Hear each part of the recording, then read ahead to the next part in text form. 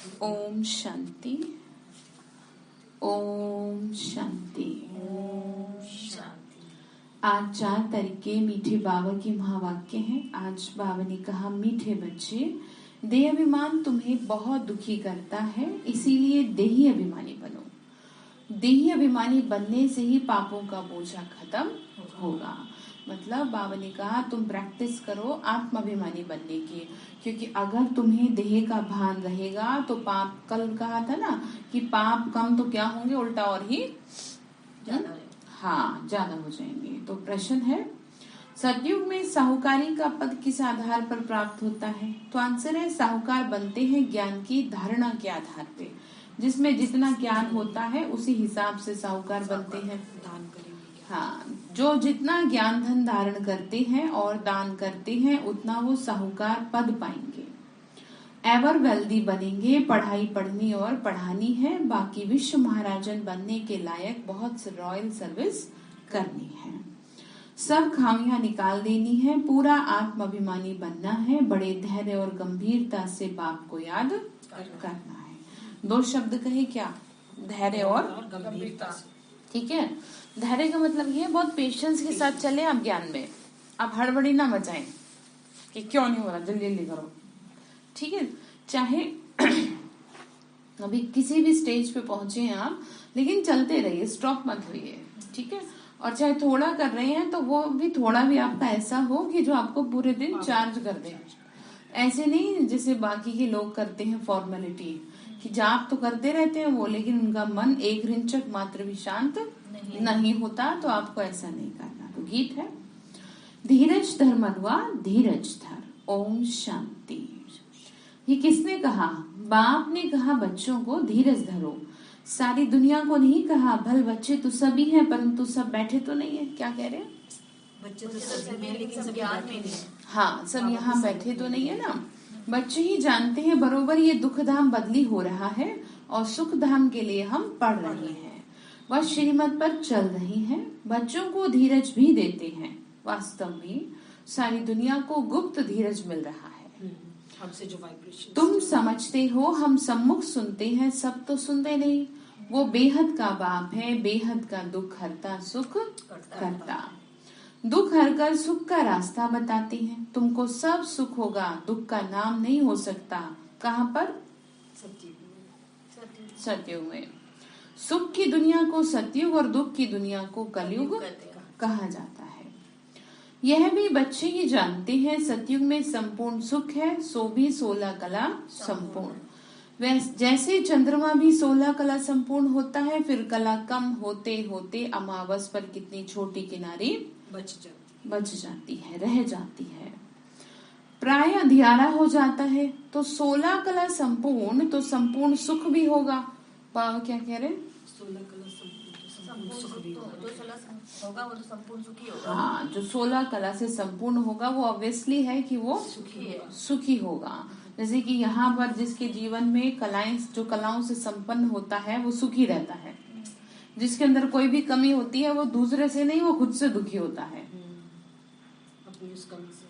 ठीक है ना, दूसरे तो बाद में दुखी होंगे, पहले तो अपने आप से दुखी है। तो क्या कह रहे हैं, कलयुग में है 16 कला अपूर्ण, तो फिर दुख भी होता है। मतलब कलाएं नहीं है तो दुख है, मतलब कमियां हैं, गुण कम है, कमियां ज्यादा हैं, तो फिर वो भारी पड़ रही है। नहीं, मतलब आपका इतना भी नहीं है कि जो इक्वल हो, जो एक को थाम सके। थोड़ा तो फालतू हो ना भाई, कहते हैं 1 नंबर भी या आधा नंबर भी मिल जाता तो क्या होता पास हो जाते, कोई कला में आ जाते। हाँ, पास हो जाते। तो ऐसा ना हो फिर। ठीक है, तो इस सारी दुनिया को माया रूपी ग्रहण लग जाता है। इसीलिए अब बाबा कहते हैं तुम्हारे में जो देह अभिमान है ना, पहले क्या करो, उसको छोड़ो। ठीक है, वो कैसे छूटेगा? बार बार आपको खुद को आत्मा का, हाँ, खुद को क्या करना पड़ेगा? आत्मा देखना, याद दिलाना पड़ेगा। तो बाबा ने कहा देह अभिमान में रहने से बाप को याद नहीं कर सकते। ये आधा कल्प का देह अभिमान है। इस अंतिम जन्म में आत्माभिमानी बनने से एक तो पापों का बोझा खत्म होगा और 16 कला संपूर्ण सतो प्रधान बन जाएंगे। बहुत देह अभिमान की बात को भी समझते छूटते नहीं है। बाबा ने क्या कहा, बहुतों को ये भी नहीं समझ में आता कि देह अभिमान कहते किसे है। देह अभिमान अर्थात 24 घंटे आपको सिर्फ और सिर्फ अपना ही कॉन्शियस है। मैं ये हूँ, मैं वो हूँ, है ना। मेरा मान, में लगा रहता है। हाँ, मेरा मान, मेरा सम्मान, मुझे प्यार, मेरी इज्जत, ये क्या है? आत्माभिमान नहीं, देह अभिमानी, सॉरी। कोई बात नहीं, ये देह अभिमान है। ठीक है, आत्माभिमान क्या होगा? बाबा आपका सम्मान, ठीक है, सब कुछ आपका है। सब कुछ आपका। फिर आपकी कोई एक खड़े खड़े अपमान भी कर दे तो भी आपको नहीं लगे। हाँ, हमारा थोड़ी हो रहा है। ये आपको लगना चाहिए। फिर वो अपने अपमान का हिसाब खुद ले लेगा, लेकिन लगता नहीं है। ऐसा लगता है मेरा अपमान तो ऐसे खड़ा रहता है एकदम। तो इसको क्या करेंगे? खत्म करने की कोशिश करिए, अभ्यास करिए। 24 घंटे मैं तो आत्मा हूँ, ठीक है, मैं देवकुल की महान आत्मा हूँ। मेरा कोई क्या अपमान करेगा? मंदिर की मूर्ति का कोई अपमान करेगा?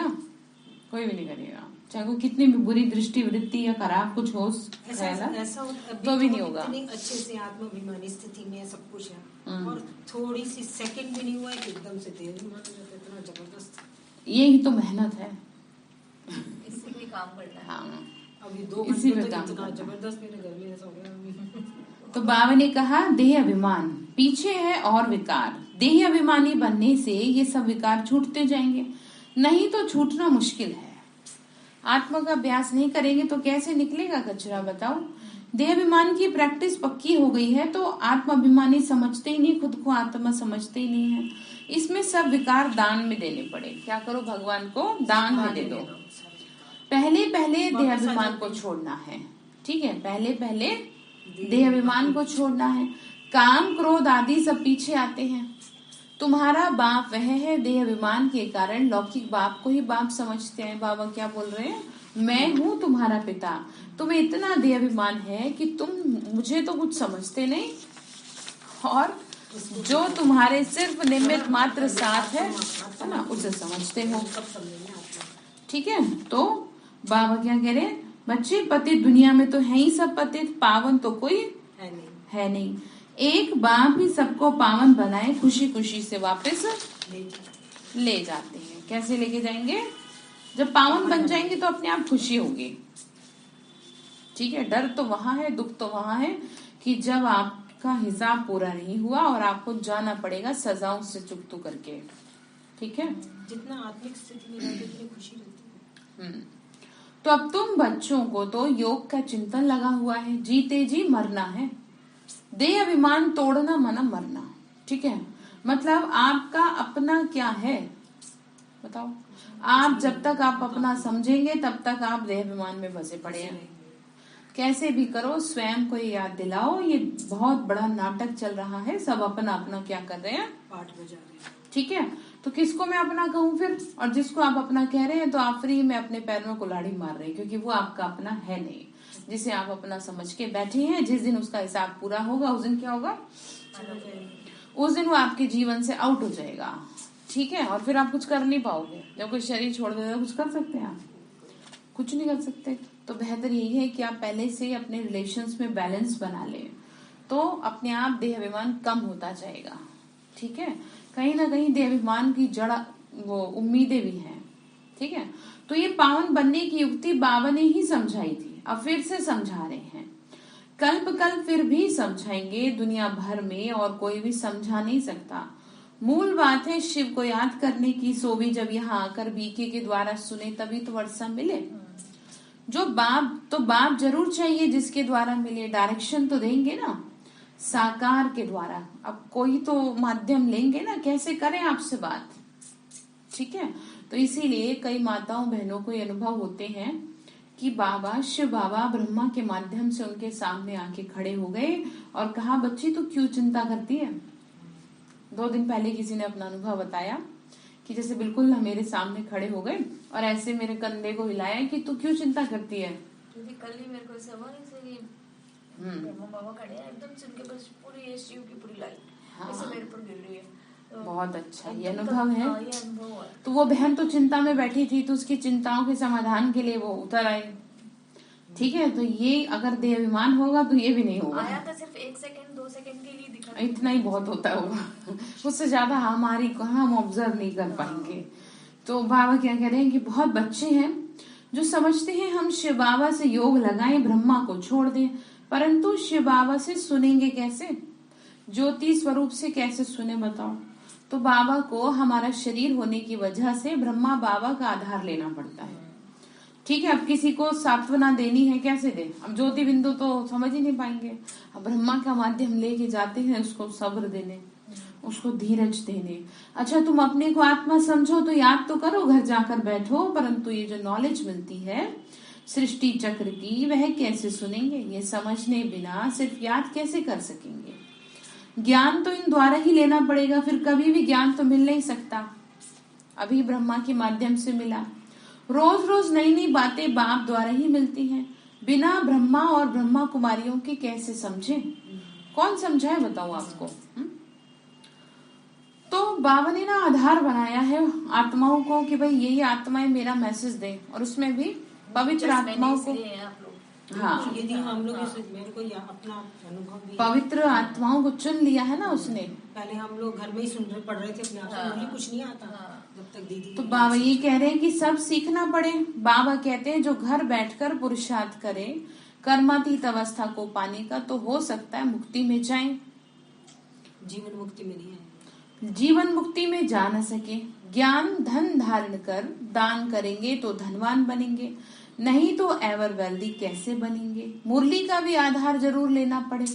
बाबा क्या कह रहे हैं, मुरली तो सुनाएंगे ना, मुरली से ही हम लोग को एनर्जी इतनी मिल जाती है। तो ये साक्षात भगवान के महावाक्य है ना, इन बातों पर रियलाइजेशन करना चाहिए और औरों को समझाना चाहिए कि मुरली से हमें ताकत मिलती है। तो सोचो, कहने को तो साधारण शब्द दिखाई दे रहे हैं, लेकिन ये साधारण है नहीं, बाबा की एनर्जी, ये पूरे लाल रंग की एनर्जी से भरे हैं, तभी तो अच्छा लगता है ना। फिर तो पढ़ाई तो पढ़नी है, ऐसे बहुत आएंगे, सिर्फ लक्ष्य लेकर जाएंगे मुक्ति में। मतलब अंतिम समय पे ऐसी बहुत आत्माएं आएंगी कि जो सिर्फ इस बात को जान जाएंगी कि हमारा तो लक्ष्य ये है, और उसी के आधार पे वो क्या करेंगे, फिर पुरुषार्थ करेंगे। ठीक है, इतना समय होगा नहीं कि भाई एक एक बात बैठ के समझाई जाए, सिर्फ इतना कहेंगे ना, जैसे आपको कहते हैं ना कि इस संस्था का जो एम ऑब्जेक्ट है वो है नर से नारायण, नारी से लक्ष्मी बनाना, मुख्य लक्ष्य यही है।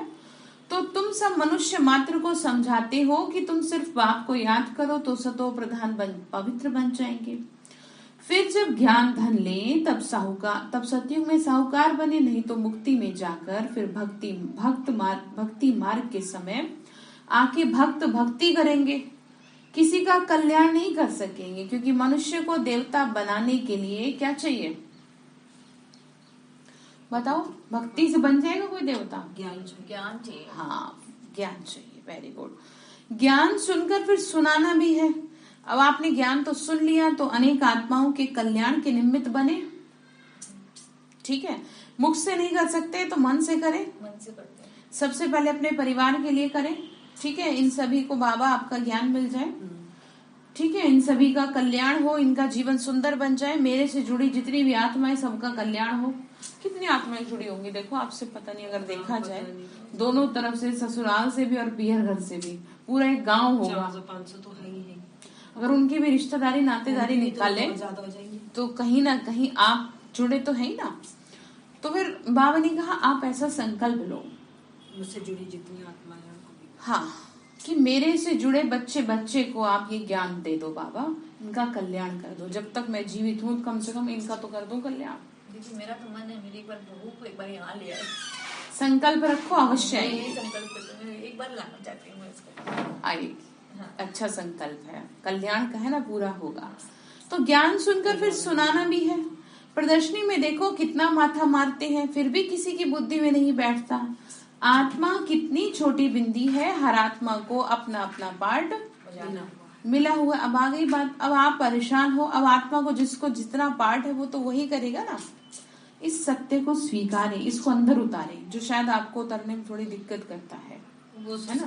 वो तो ठीक लग रहा था, हमें तो ये लग रहा था एक इधर से खींच रहा है मुझे आज, एक इधर से खींच रहा है, ऊपर से एक नीचे से, सब खींच रहे हैं।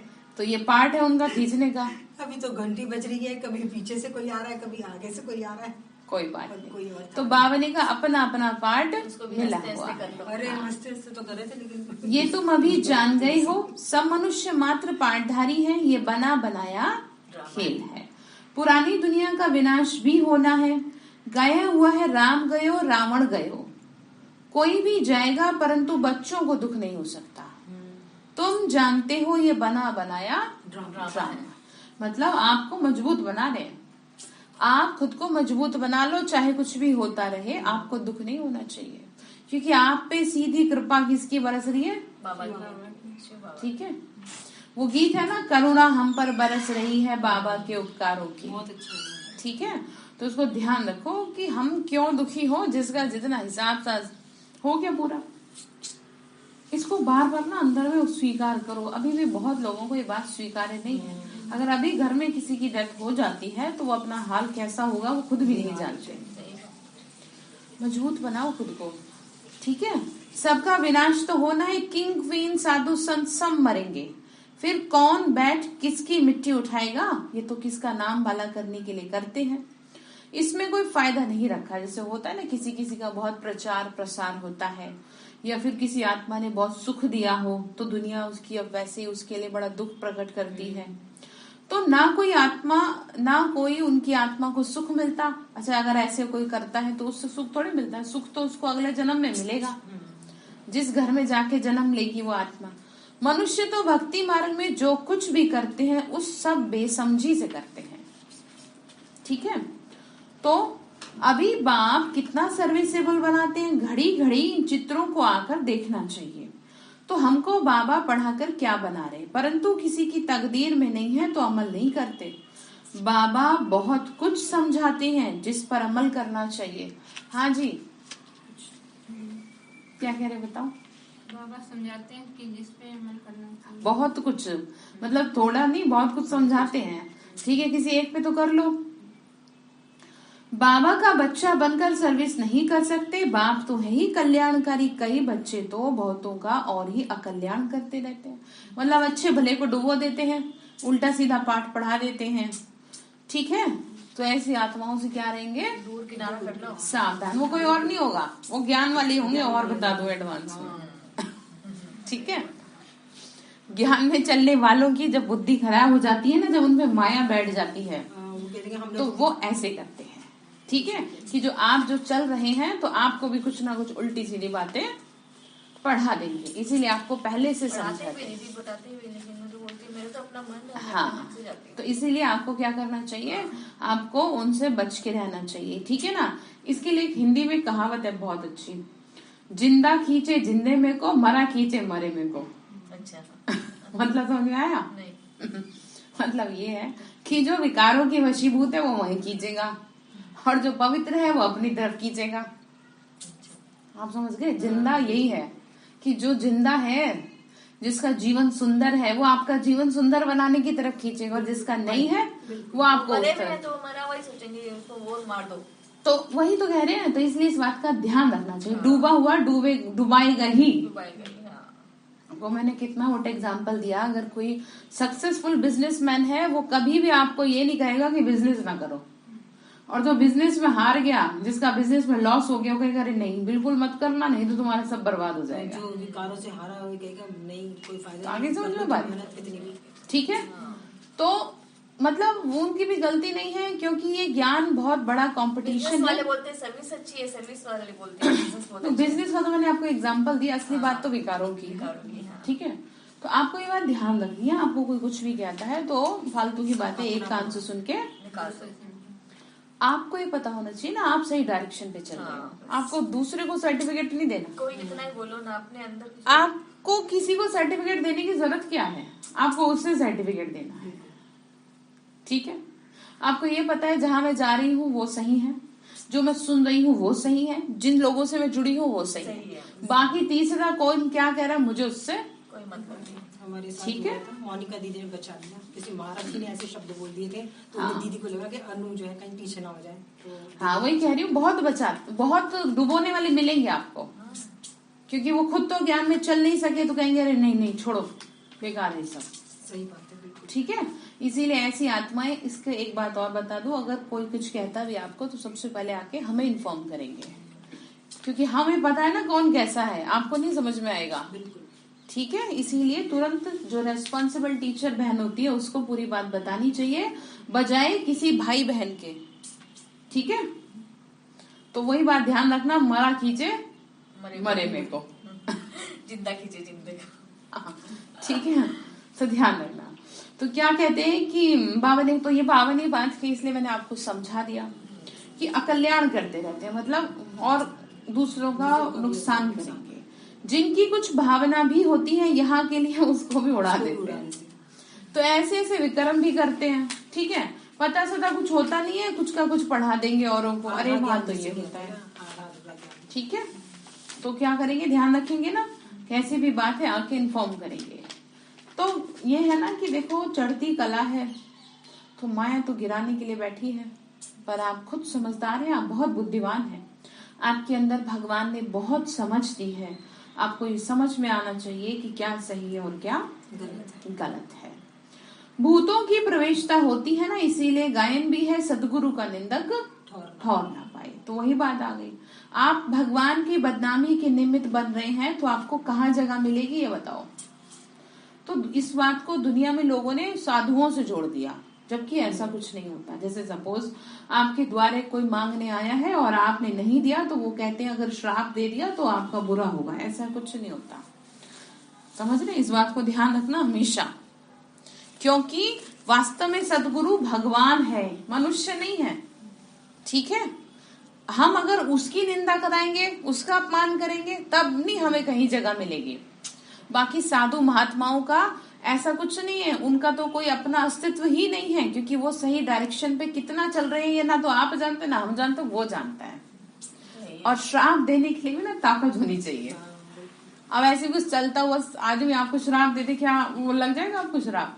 ऐसा थोड़ी होता है, समझ रहे हैं आप। इसके लिए भी तो बहुत विद्या, तपस्या होनी चाहिए। और आजकल ऐसा कोई भी साधु रहा नहीं है। पहले के टाइम में जैसे वो थे ना, कौन, पार्वती जी को श्राप मिला, हाँ, इस तरह के तो बहुत, उन्होंने भी गलत किया, ऐसा करते नहीं है। वैसे बाबा ने वो भी हमें समझाया था कि इसका क्या अर्थ है।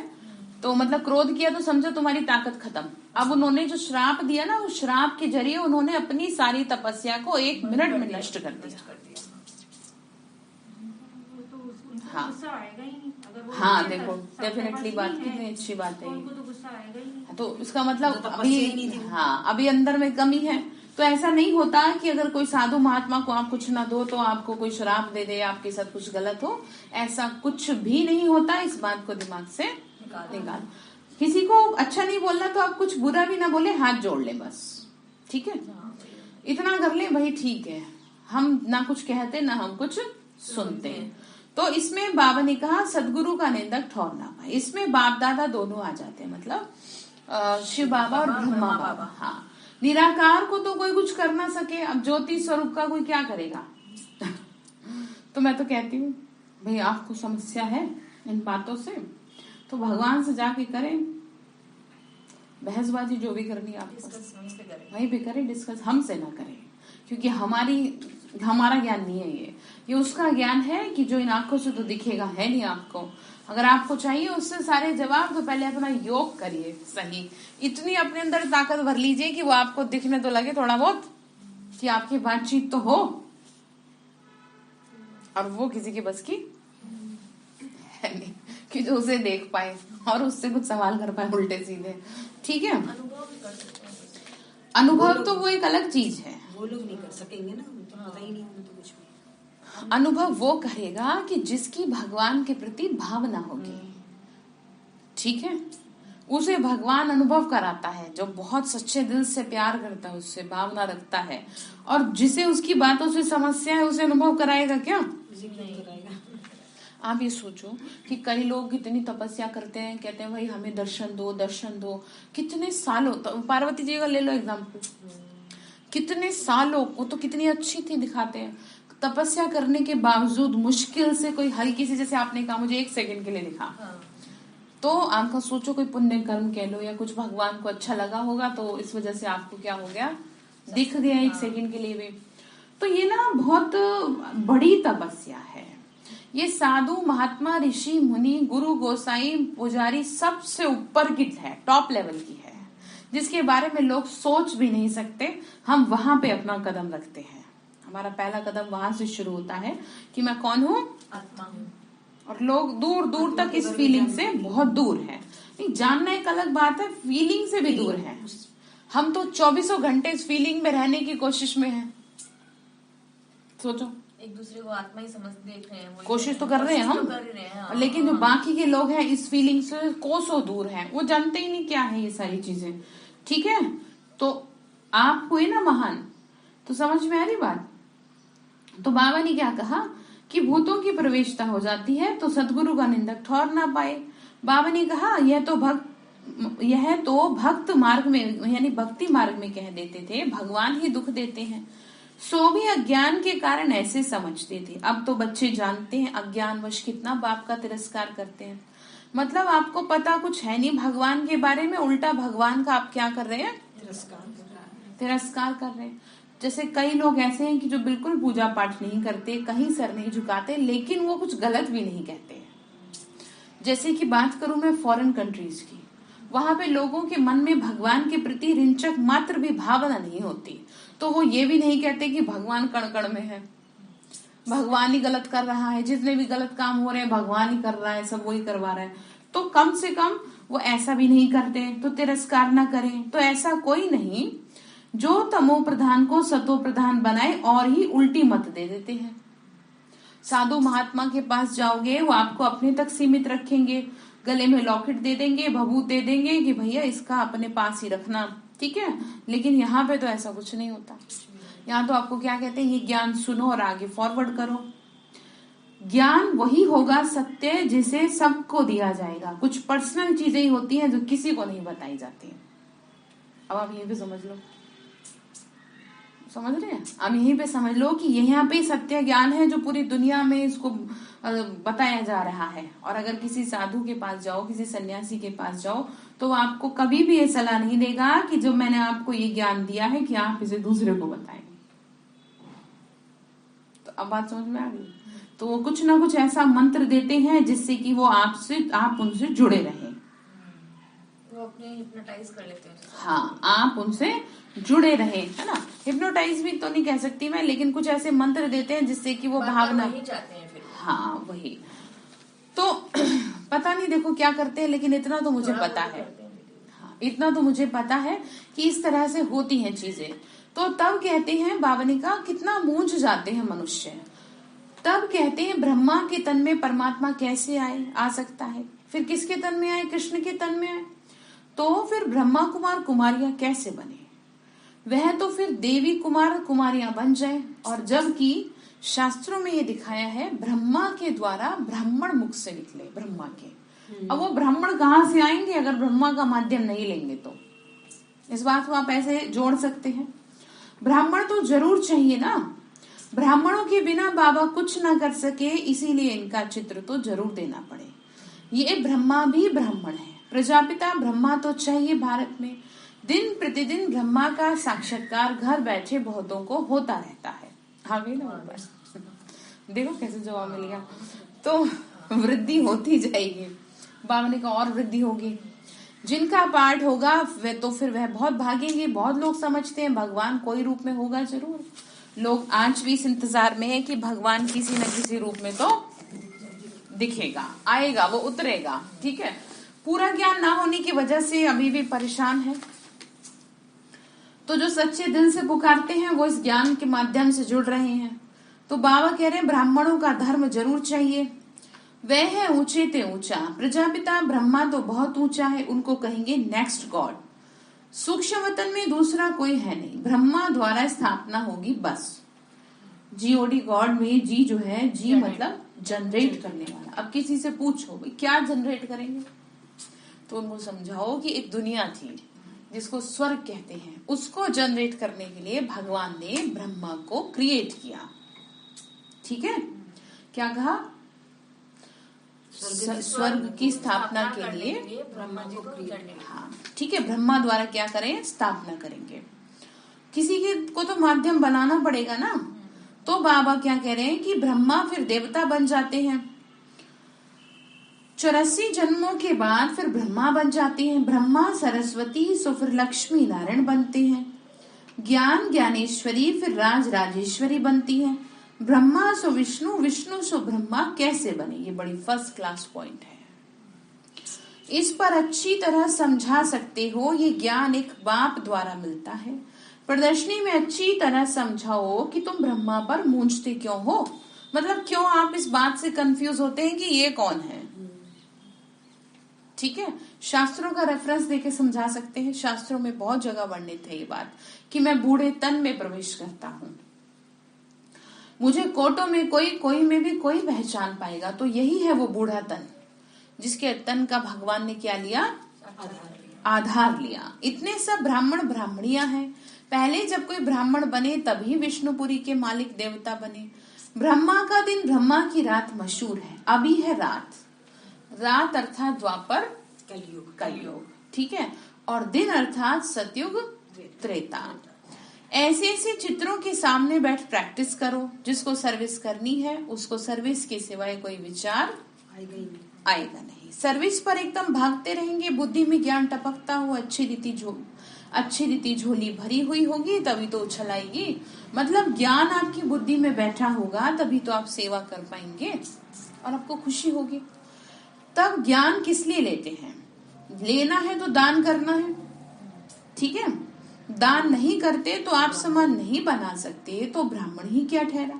3rd ग्रेड, 1st ग्रेड ब्राह्मणों का धंधा है। बाबा रोज बच्चों को समझाते हैं सर्विस और डिससर्विस ये बच्चों से ही होती है। डिससर्विस समझते हैं, भगवान की आज्ञाओं के अगेंस्ट चले जाना।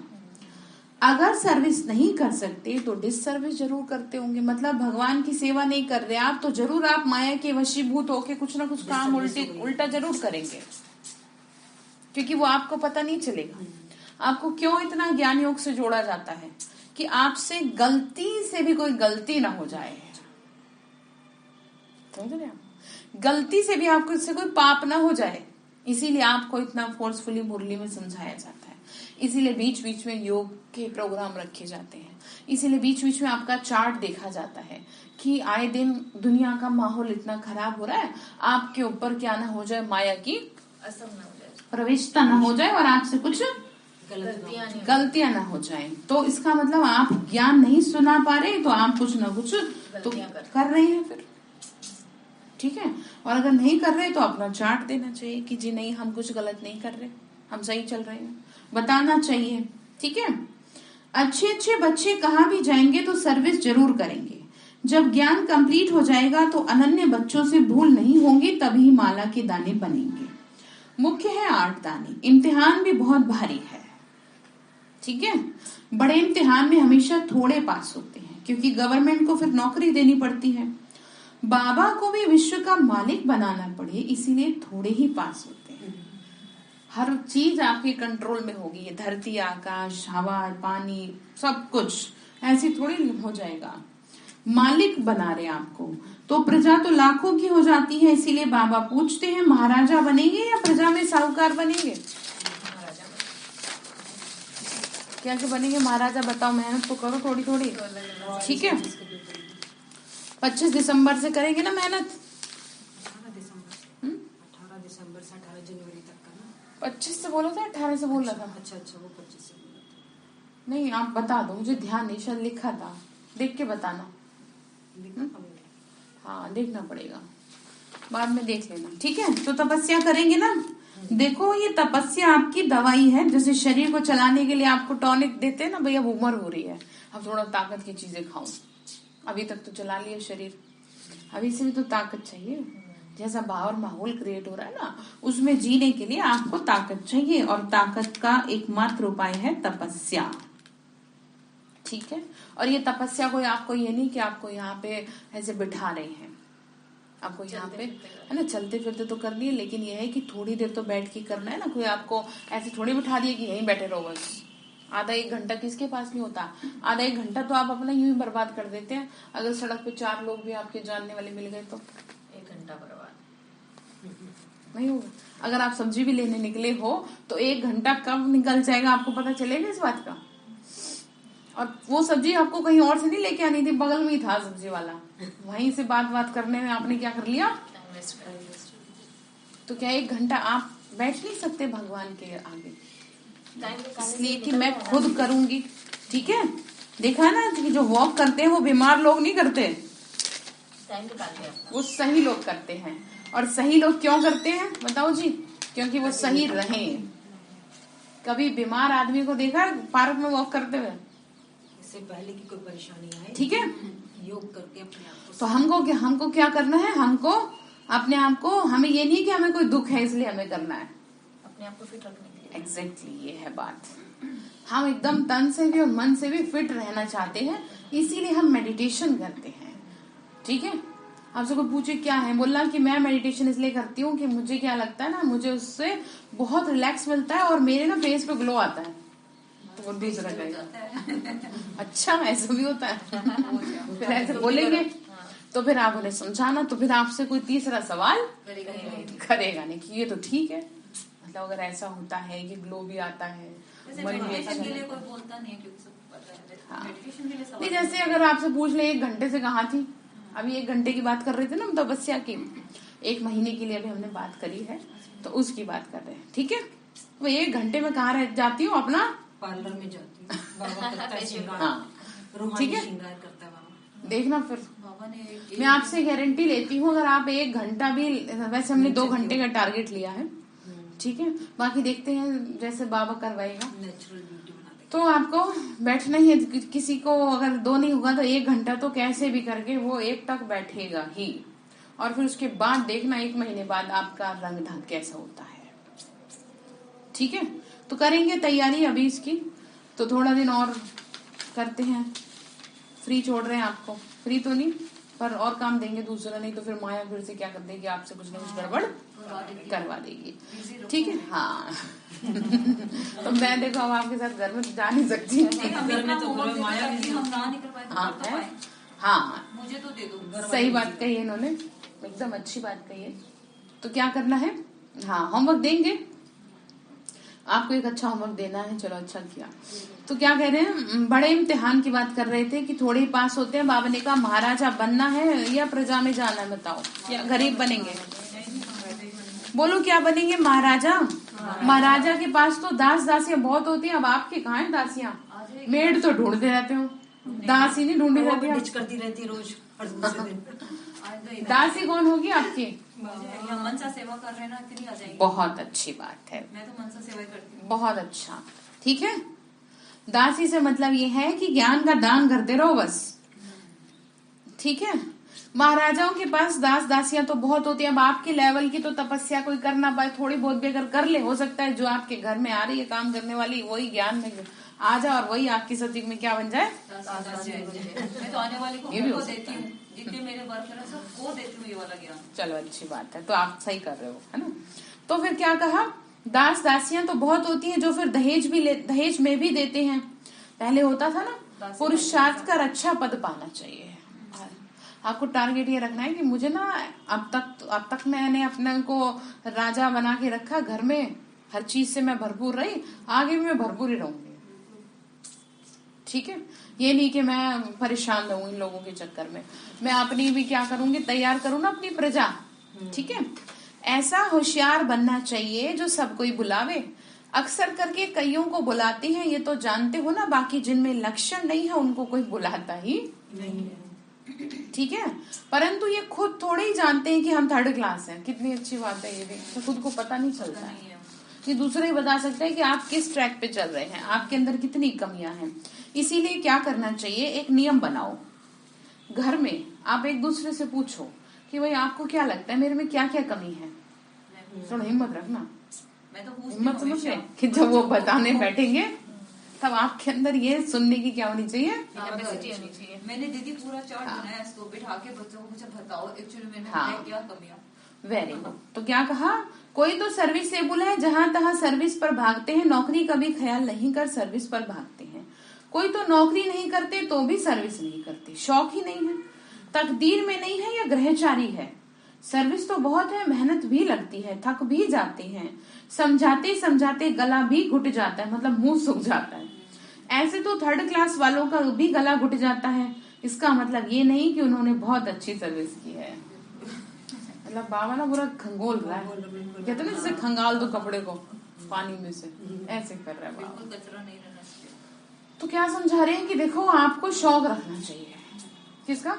सर्विस का। और सर्विस वही उसी आत्मा की मानी जाती है कि जिसको ना तो फुर्सत हो, ना शरीर साथ दे रहा हो, या मतलब बहुत मुश्किल हो उसके लिए, और वो जब सर्विस करे तो उस सर्विस का बहुत अच्छा रिजल्ट रहता है, 100 गुना एक्स्ट्रा रहता है नॉर्मल से। फिर मेरा तो अच्छा था, जब हॉस्पिटल में पड़ी थी तभी भी मम्मा अच्छा सेवा कर रही थी। ठीक है, जिसको सब सहज मिल रहा है, सही चल रहा है इसका मतलब। हाँ, जिसको आपको घर में सुनो, घर में कोई कुछ आपको कहने वाला नहीं, शरीर आपका फिट है, आपको किसी चीज की दिक्कत नहीं, आप तब भी नहीं सेवा कर रहे, या अपनी मन मस्ती से कर लिया, चलो जब मन में आया कर लिया, तो उसका मिलेगा तो सही, लेकिन हाँ उतना नहीं मिलेगा जो बहुत मुश्किल से क्या करे, टाइम निकल रहा है जैसे। हाँ बिजी होके उसमें टाइम निकाल रहे हैं। हाँ टाइम निकाल, भगवान देख रहा है ना। फिर आप भगवान ये तो देख ही रहे हैं, सोचो भाई इतनी कि busy आप है। किसी इंसान के लिए थोड़ी कर रहे हैं, अपने लिए कर रहे हैं, भगवान की सर्विस कर रहे हैं भगवान आप, के लिए कर रहे हैं। ठीक है।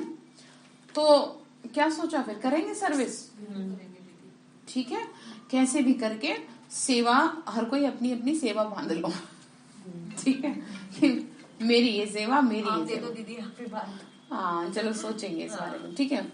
तो क्या कहा, इसका मतलब ये नहीं कि उन्होंने बहुत अच्छी सर्विस की, क्योंकि उनके मन अच्छे नहीं है, बस यही कह दिया ना, अभी आपको समझाया ना कि बस ठीक है, अब कुछ और दुनिया में तो जाना नहीं, तो चलो थोड़ा बहुत सेवा ही कर ले, तो उससे मिलेगा, लेकिन थोड़ा मिलेगा, भावना वाला नहीं उतना अच्छे से मिलेगा, जो कठिनाई से करे, जोर पड़ रहा है जी पे भी और शरीर पे भी, दोनों। हाँ, ये तो हमने आपसे सुना ना, तब तो समझ में आया। इसलिए नहीं तो ज्यादा खुश होना चाहिए आपको, उसी से भगवान आपका शुक्रिया कि जो आपने मुझे ऐसे में भी सेवा के लिए निकाला। दीदी, और उससे ऐसा लगता है कि वो हमारा कटा पाव। हाँ ठीक है, तो देखो अब मुरली में एक्सप्लेन कर दिया, तो क्या कह रहे हैं कि फिर इसका मतलब ये नहीं कि उन्होंने बहुत अच्छी सर्विस की।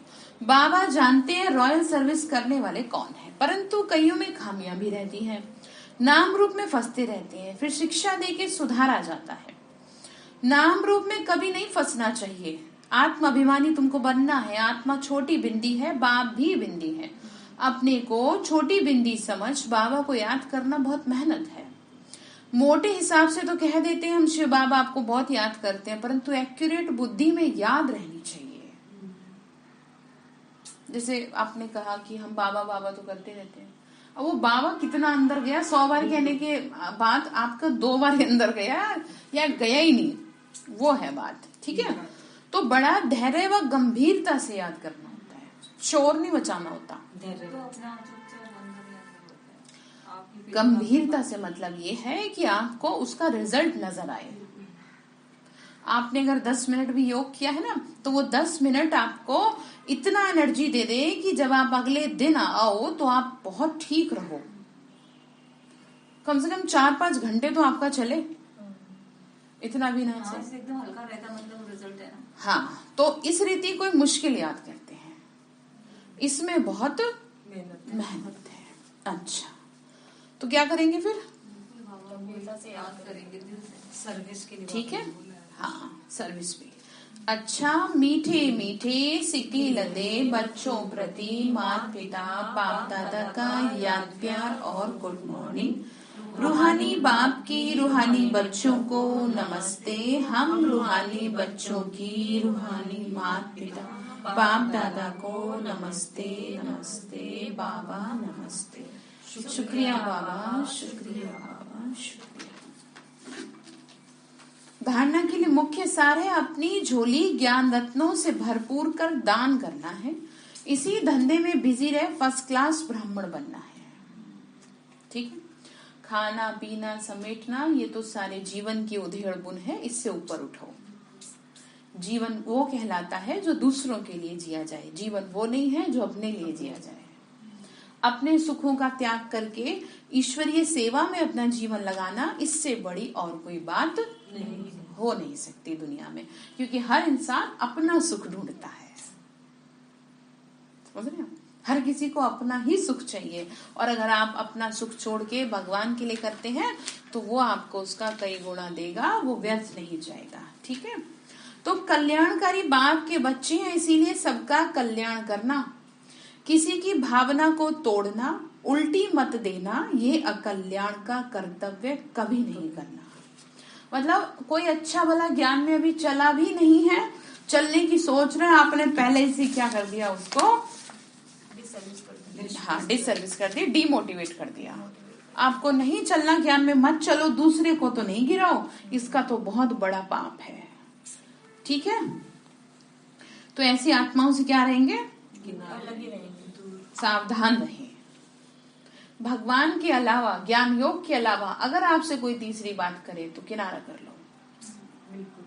ठीक है, कोई आपसे अपने घर की भी बात करे तो भी किनारा कर लो, क्योंकि आप उसके घर की बातों का समाधान तो दे नहीं सकते। आप समझ रहे हैं, आपको कोई भी बात करनी है तो यहाँ लेटर टू गॉड करें ना। अब एक बात बताओ, आपने अपनी सहेली को कुछ बात बताई या किसी को कुछ बात बताई, वो क्या कर लेंगे, उल्टा बस एक दो बार यही कह देंगे अच्छा सब ठीक हो जाएगा, लेकिन पहले घंटों आपकी बात सुनेंगे। ठीक है, फिर कहीं ना कहीं उसको खुद को अपनी भी बात याद आ जाएगी, और हमने कितना बोला। आप समझ रहे हैं, तो इसीलिए क्या करेंगे, किसी से भी क्या ना करें, अपनी बात नहीं करें, भगवान से करें। और फिर भी ज्यादा अगर किसी बात से आपको परेशानी हो रही है तो रेस्पॉन्सिबल टीचर बहन से करें। ठीक है, ब्राह्मण भाई बहनों से, उनसे करें, नहीं उनसे करें जो अनुभव की अथॉरिटी हो, जो बहुत ज्ञानवान हो। ऐसे नहीं कि अभी नए नए चले हैं उन्हीं के सामने रोना रो दिया अपना। और उसके लिए भी ना आपको कोई, उसके लिए भी गाइडेंस आपको टीचर बहन ही देती है। आप इनके पास चले जाओ, आप इनसे बात करो कि कैसे अपने घर में रह करके कैसे चीजों को मैनेज करती है। ठीक है, वो आपको वही, क्योंकि वो जानती है ना, आपको तो पता नहीं। आपको क्या पता कि ज्ञान में इतने भाई बहन चल रहे हैं, किसकी कैसी स्थिति है, किसके अंदर कितनी पवित्रता, आप तो नहीं जानते, वो तो हमें पता है। और हमें भी ऐसे नहीं कि पर्सनली पता है, वो तो पता चल जाता है बाबा की वजह से। हम समझ रहे हैं, वो बाबा की वजह से, और उनसे वाइब्रेशन जो क्रिएट होते हैं वो हमें टच कर जाते हैं। अगर जैसे कईयों का हाल ऐसा था ना, मैंने बताया था कुछ दिन पहले की बात है कि मैं पास से भी निकल गई और मुझे बहुत अजीब लगा। आप समझ रहे हैं, ऐसे वाइब्रेशन हमको क्या हो जाते हैं, पता चल जाते हैं कि इस आत्मा का ना ठीक नहीं है हिसाब किताब। और फाइनली हुआ ये, वो ज्ञान में नहीं रही। अच्छा, हाँ, आप समझ रहे हैं। तो इसलिए कह रही हूँ कि किसी से कुछ भी कहना सुनना आपको नहीं है। मेरा तो एक शिव बाबा, दूसरा ना कोई। क्योंकि जो वाइब्रेशन है ना वो बहुत बड़ी चीज है। बिल्कुल।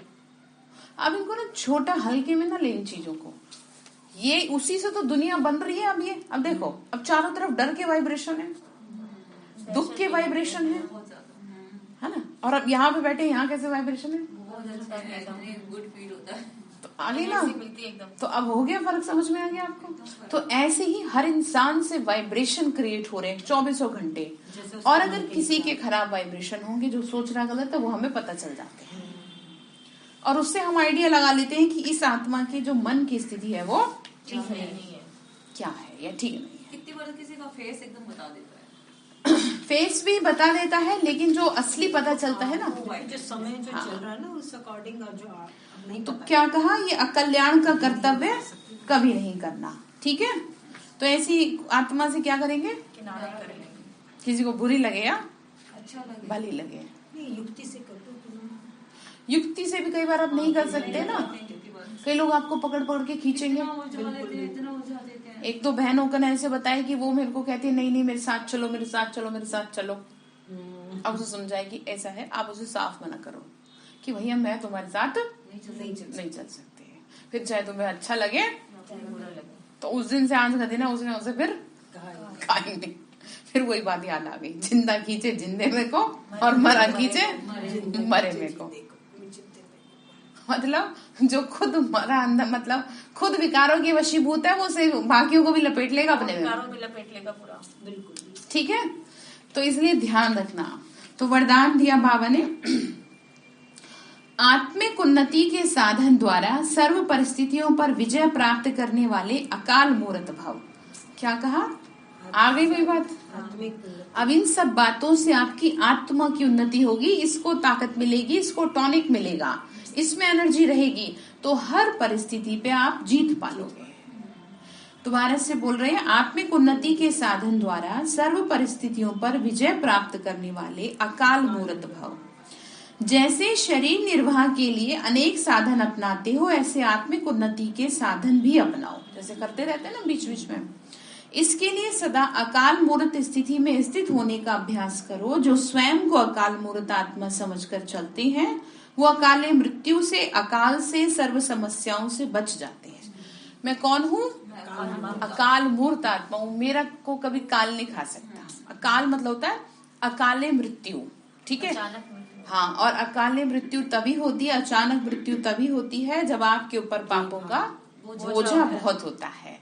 और उस पापों के बोझे का कहीं ना कहीं कारण ये है कि आपकी आत्मा कमजोर है, हाँ, देह अभिमान के वशीभूत है। वो अकाले मृत्यु से, अकाल से, सर्व समस्याओं से बच जाते हैं। मानसिक चिंताएं, मानसिक परिस्थितियों को हटाने के लिए सिर्फ अपने पुराने शरीर के भान को मिटाते जाओ। मैं कौन हूँ? देव कुल की महान आत्मा हूँ, ठीक है? मैं कौन हूँ? मैं कौन हूँ? ठीक है, अकाल मूर्त आत्मा। कितने अच्छे अच्छे स्वमान बाबा हमको देते हैं। स्लोगन है, कोई भी बात जो बार बार फील करती है वह, कोई भी बात जो बार बार फील करता है वो फाइनल में फेल हो जाता है। मतलब आप किसी बात में बार बार गिर रहे हैं, आखिर में आप उसी बात में फेल हो जाएंगे। जैसे मोह, आप मोह के वशीभूत हो करके बार बार परेशान हो रहे हैं, आपके साथ चीजें सही नहीं हो रही, तो आखिरकार में वो मोह ही आपकी प्रॉब्लम की जड़ बनेगा और आपको फेल कर देगा। बताया था ना कल, ठीक है? तो क्या करेंगे, ध्यान रखेंगे। अच्छा, ओम शांति।